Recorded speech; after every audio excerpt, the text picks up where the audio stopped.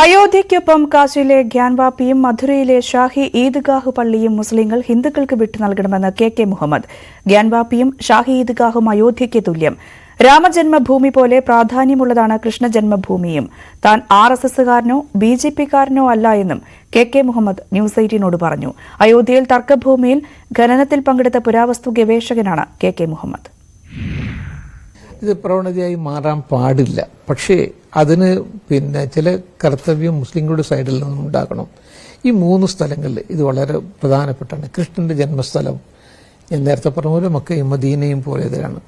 അതേപോലെ തന്നെ നമ്മുടെ ശിവന്റെ സ്ഥാനം ഗ്യാൻവാപ്പി. കാരണം ഞാൻ ഈ സ്ഥലങ്ങളിലൊക്കെ എത്രയോ കാലങ്ങൾ വർക്ക് ചെയ്തിട്ടുണ്ട്. അപ്പം എനിക്ക് ഈ സ്ഥലത്തിനെ കുറിച്ച് വളരെ നന്നായിട്ട് അറിയാം. ഈ 3 സ്ഥലങ്ങൾ വിട്ടുകൊടുക്കാൻ മുസ്ലിങ്ങൾ തയ്യാറാവണം. ആ തയ്യാറായി കഴിഞ്ഞാൽ മുസ്ലിങ്ങളുടെ ബാക്കിയുള്ള പ്രശ്നങ്ങൾ പരിഹരിക്കാൻ വേണ്ടി ഹിന്ദുക്കൾ മുന്നോട്ട് വരും. ആ തമ്മിലുള്ള മുസ്ലിമും ഹിന്ദുവും തമ്മിലുള്ള ഈ വിടവ് നികത്താനുള്ള ഒരു സുവർണ അവസരമാണിത്. അതുകൊണ്ട് മുസ്ലിങ്ങൾ വില്ലിംഗ്ലി ഈ സ്ഥലങ്ങൾ അവർക്ക് കൊടുക്കുകയാണ്, ഹിന്ദു സമുദായത്തിന് കൊടുക്കുകയും അതോടൊപ്പം തന്നെ ഈ ടെമ്പിളിൻ്റെ കൺസ്ട്രക്ഷനിൽ അവർ അസോസിയേറ്റ് ചെയ്യുകയാണെങ്കിൽ ഇതൊരു വലിയ മാറ്റങ്ങൾ വരുത്തുമെന്നാണ് എനിക്ക് പറയാനുള്ളത്.